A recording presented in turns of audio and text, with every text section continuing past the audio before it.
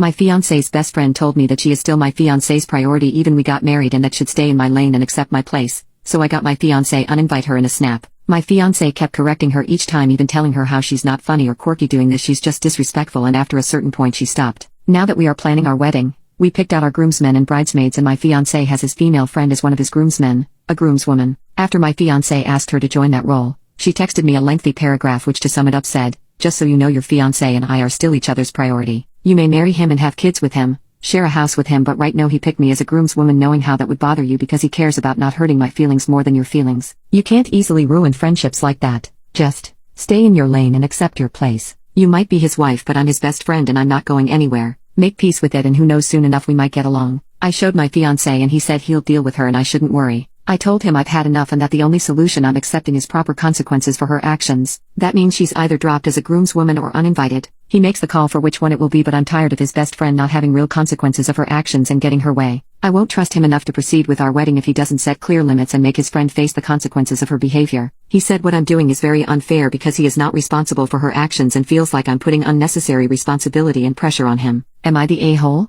Update. The update probably came sooner than I expected and maybe more than you expected. While I had this post up, I was sitting next to my fiancé. I told him that I don't want to ask for feedback from family and friends and I don't want them involved in our drama, so I'd rather get some unbiased feedback here. He's been reading some of the responses, and while at first he was very defensive over his actions, he just now started realizing on how he has to reflect on this a bit more. I also explained to him once again in detail on why what I think Rachel is doing is bad and how it might destroy not just our relationship but any future relationship he might get even after we break up, because no person would be willing to stand for that disrespect. We are chatting about it now and he's thinking of distancing himself from Rachel. Edit 2. For the record, he decided to uninvite her from the wedding completely and later distance himself from her.